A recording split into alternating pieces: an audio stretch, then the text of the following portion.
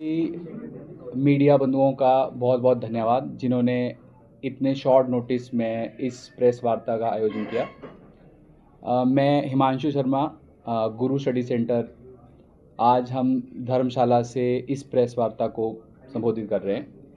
इस प्रेस वार्ता का जो मुख्य मोटिव है, जैसे कि आप सभी जानते हैं कि एनटीए ने 3 मई को नीट की परीक्षा ली है और एनटीए ने इस बार बड़ी जल्दी ही अपना जो आंसर की है वो भी रिलीज़ किया है।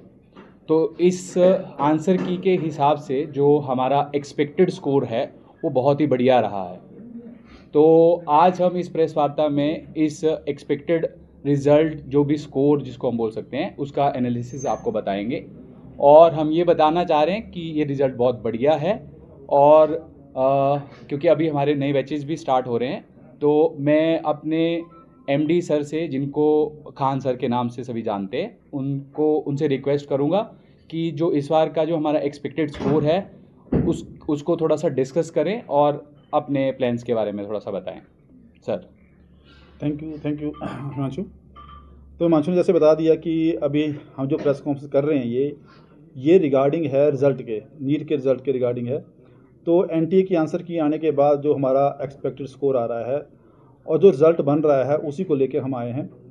अभी हमारे पास जो टॉप स्कोर जो बच्चा खड़ा हो रहा है, ठीक है, मानस, उसका स्कोर 660 बन रहा है।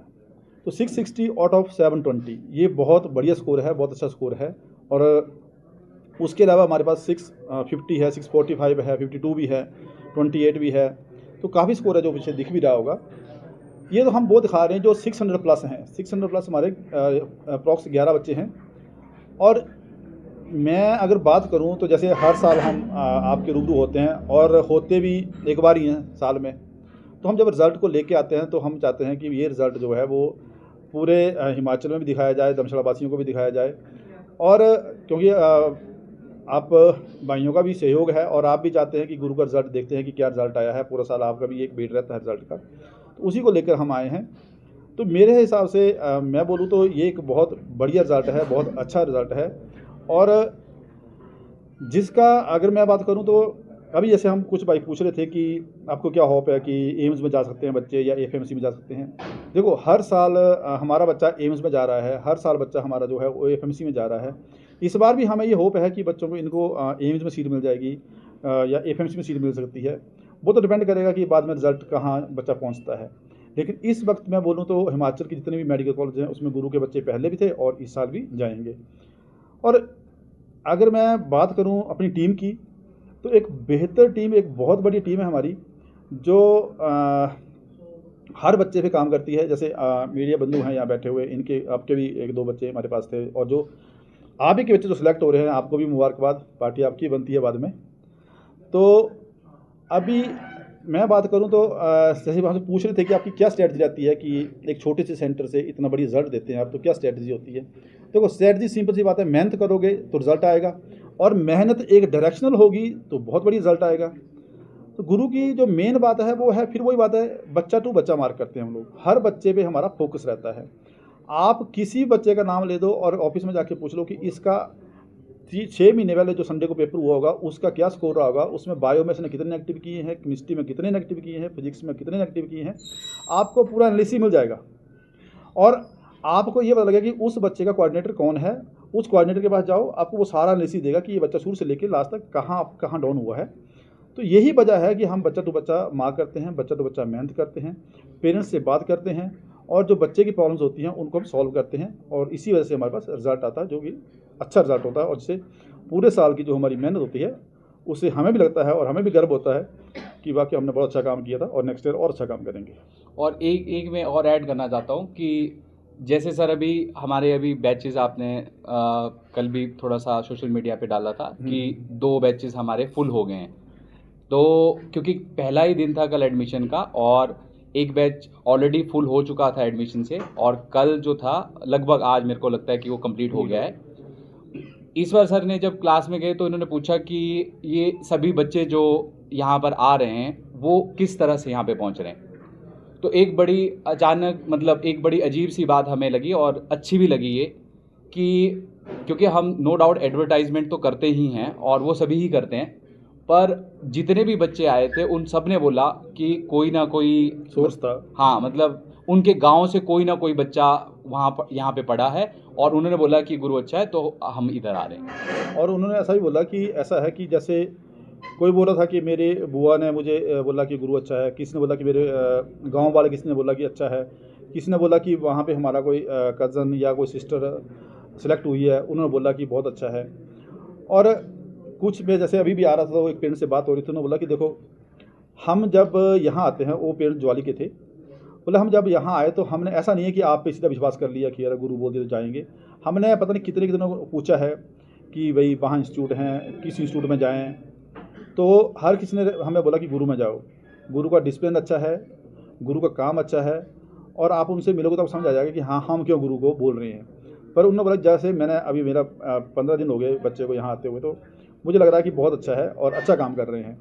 और दूसरा ये होता है कि आपके सुझाव, पेरेंट्स के सुझाव, अगर पेरेंट्स को लगता है कि यहाँ प्रॉब्लम है तो वो हमें सुझाव देते हैं कि यहाँ हमें लगता है कुछ कमी है, तो हम उसको सुनते हैं और हम उसको इम्प्रूव करने की कोशिश करते हैं और उससे हमारा रिजल्ट बेहतर होता जाता है। कुछ बोलना। और एक इस बार सर ने एक और भी डिसीजन लिया है, जैसे कि बहुत सारे बच्चे जो है वो मोबाइल के बहुत एडिक्टेड हैं, और कोरोना के बाद कुछ ऐसा दौर चला है कि बहुत सारे बच्चे जो हैं वो टीचर को छोड़कर ज़्यादा मोबाइल पे ज़्यादा फोकस करते हैं, उसकी वजह से थोड़ी प्रॉब्लम रहती है पढ़ने में। तो सर ने डिसीजन लिया कि कुछ बैचेस के जो मानेंगे पेरेंट्स या स्टूडेंट भी, तो उनको हम बिल्कुल ही मोबाइल अलाउड नहीं करेंगे। तो कुछ कैंपस में ऐसा है हमारे पास। अभी हमने ऐसा किया है, जैसे हमारे कुछ कैंपस है उसमें हमने चार्जिंग पॉइंट ही निकाल दिया है कि भाई चार्जिंग पॉइंट ही नहीं रहेगा, ऑप्शन ही नहीं रहेगा। चार्जिंग पॉइंट नहीं तो फ़ोन ले लो, फ़ोन चार्ज कहाँ करोगे। उससे क्या होगा कि बच्चे को घूम फिर के पढ़ना ही पड़ेगा। और ये जो फ़ोन है ये सच में बड़ी प्रॉब्लम है, ये एक एडिक्शन है बच्चों को, जिसकी वजह से उनकी स्टडी में प्रॉब्लम हो रही है। पर होपफुली जो हमने स्टेप उठाया है ये स्टेप कामयाब तभी होगा जब पेरेंट्स साथ देंगे। अगर पेरेंट्स साथ नहीं देंगे तो मुश्किल हो जाएगा, पेरेंट्स और बच्चे। तो अगर ये साथ दे दिए तो हमारा एक बेहतर रिजल्ट हो सकता है। आपकी साइड से कोई क्वेश्चन तो आप पूछ सकते हैं वैसे।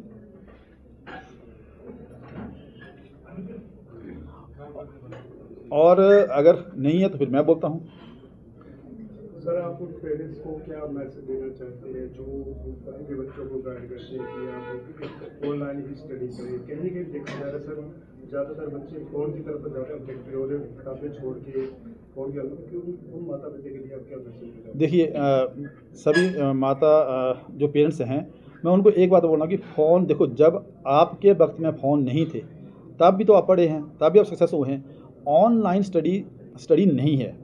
ऑनलाइन स्टडी करानी होता तो मेरे लिए तो बड़ा बेटर है कि एक टीचर, एक बोर्ड, ठीक है, उस पर मैं पढ़ा दूंगा, सभी को ऑनलाइन चला जाएगा, चाहे 5,000 चाहे 10,000 बच्चा जुड़ जाए।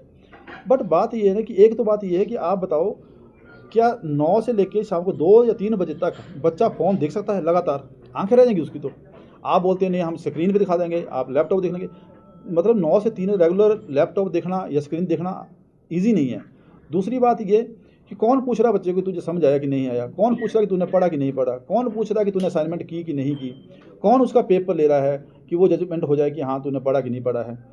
अगर ऑफलाइन देखो, स्टडी तो ऑफलाइन रहेगी, हम जितना मर्जी एडवांस चले जाएँ स्टडी ऑफलाइन रहेगी हमेशा, और वो ही एक फ्रूटफुल रहेगी।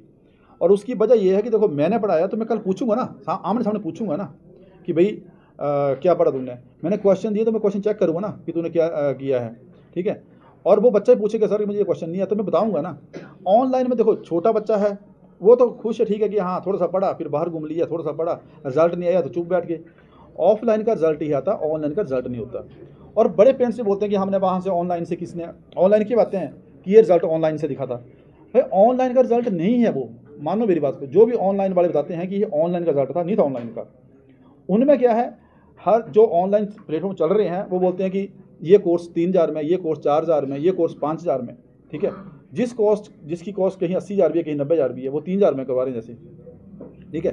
अब उसमें क्या है, उसमें ऑल इंडिया बच्चा जुड़ गया। वो बच्चा क्या कर रहा है, पेरेंट्स क्या कर रहे हैं कि 3,000 का, ठीक है तू वो भी ले ले, ऑनलाइन में ले ले और ऑफलाइन में जाता रहे, ठीक है। अब जो ऑफलाइन वाले जो मेहनत कर रहे हैं, चाहे वो कोई भी इंस्टीट्यूट, चाहे हम हैं या कोई और भी है, जो ऑफलाइन मेहनत कर रहे हैं, उन्होंने बच्चे को सिलेक्ट करा लिया, वो शो कर रहे हैं कि ये बच्चा मेरा है। और जो ऑनलाइन वाले हैं वो क्या कर रहे हैं कि हाँ जी ये देखो ऑनलाइन जुड़ा था, ये सारा बच्चा हमारा है, वो उनका बच्चा है ही नहीं है। ठीक है, ऑनलाइन से रिजल्ट नहीं आ सकते, ये तो पक्की बात है। और बच्चे को आप ख़त्म कर दोगे, उनकी आंखें ख़त्म कर दोगे, ऑनलाइन से पढ़ाई नहीं हो सकती, पढ़ाई और आपको क्लास में जो करनी कोरोना पड़ेगी। के टाइम में ऐसे भी जो ऑनलाइन प्लेटफॉर्म थोड़े से बूम किए थे, अब वो सारे ऑफलाइन कोचिंग में ही आ रहे हैं खुद ही। तो ये सामने मैसेज ही जा रहा है कि जो ऑफलाइन है उसका कोई मुकाबला नहीं है। स्टडी है ही ऑफलाइन है। दूर से बच्चे आते हैं, चंबा से आते हैं, गुजरात से आते हैं, ज्वाली से, टीम से आते हैं आपके पास। बच्चों की सेफ्टी के लिए आप कितने आश्वस्त हैं और बच्चे ना पड़े उस पर कैसे आप प्लान करते हैं? देखिए अभी जो इस साल में जैसे अभी की प्लान करता हूँ गुरु का, और जस्ट यहाँ आने से पहले भी अभी हमारे पास जितने भी पीजी हैं, जिन पीजी में हमारे बच्चे रह रहे हैं, वहाँ हर जगह सिक्योरिटी गार्ड खड़ा है, सिक्योरिटी गार्ड रखा है। साथ में यहाँ यहाँ आने से पहले मैंने अभी मेरी एक मीटिंग और थी, तो वहाँ पे मैंने उनको बोला था कि मुझे 5 लाइब्रेरियन चाहिए।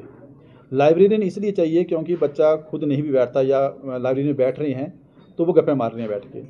तो हमने क्या किया कि इस बार लाइब्रेरियन भी रखे हैं, जो बच्चे के साथ वहीं लाइब्रेरियन बैठेंगे और बच्चा पिन ड्रॉप साइलेंस में पढ़ेगा। दूसरा कि वहाँ सिक्योरिटी भी रहेगी और सिक्योरिटी गार्ड खड़े रहेंगे वहाँ पे।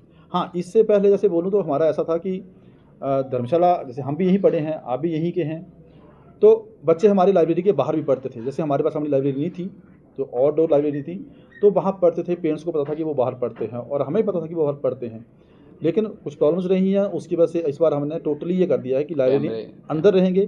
कैंपस के अंदर लाइब्रेरी है, लाइब्रेरी के अंदर कैमरा लगाया हुआ है। कैमरे का एक्सेस जो है वो पेरेंट्स को दिया हुआ है कि पेरेंट्स जो है वो देखें कि भाई मेरा बच्चा पढ़ रहा है कि नहीं पढ़ रहा है। इसलिए आपने अच्छा क्वेश्चन पूछा, लेकिन इसमें पूरे आश्वस्त हैं कि इस बार हमने सिक्योरिटी पे बहुत तामझाम किया हुआ है और बहुत पैसा खर्चना है उसके ऊपर हम लोग। जी ठीक है, thank you. Okay, thank you.